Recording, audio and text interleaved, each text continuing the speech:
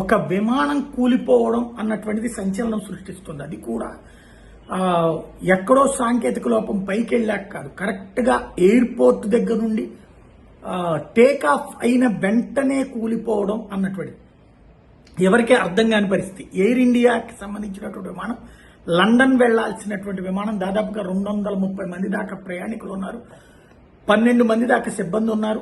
గుజరాత్లోని అహ్మదాబాద్ ఎయిర్పోర్ట్ దగ్గర నుండి బయలుదేరిన సందర్భంలో ఈ సంఘటన చోటు చేసుకుంది. అలా టేక్ ఆఫ్ అవ్వగానే అక్కడే కుప్పకూలిపోయినటువంటి దృశ్యం అన్నది అక్కడ స్థానికంగా ఉన్నటువంటి పబ్లిక్ వీడియో తీయడంతో అది ఎలా టేక్ ఆఫ్ అయింది, టేక్ ఆఫ్ గానే ఎలా కూలిపోయింది అన్నటువంటిది తేలింది. 242 మంది ప్రయాణికులు ఉన్నారని ఫైనల్ గా డీజీసీ అధికారికంగా ప్రకటించింది. 2 పైలట్లతో పాటు 10 మంది క్యాబిన్ సిబ్బంది ఉన్నారన్నటువంటి విషయాన్ని కూడా చెప్పింది.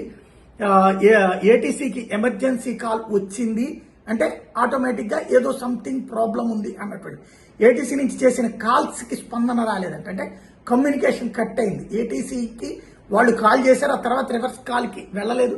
ఎయిర్పోర్ట్ పరిసరాల్లోనే ప్రమాదం జరగడం అన్నటువంటిది ప్రమాద స్థలికి సంబంధించినటువంటి అతిపెద్దదైనటువంటి వ్యవహారం. ఇప్పుడు తాజాగా దీని మీద దర్యాప్తు జరుపుతున్నారు.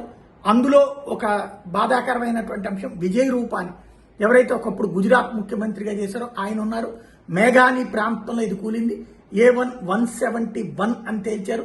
సివిల్ ఆసుపత్రి సమీపంలో జనావాసాల మీద కూలింది. ఇప్పుడు ఆ జనావాసాల్లో వాళ్ళకి ఏమైంది అన్నది కూడా చూస్తున్నారు.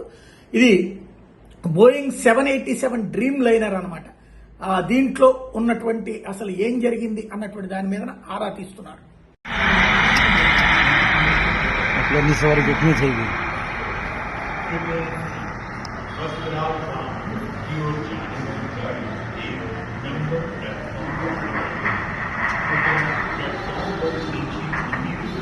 पूरा ही गया हुआ है।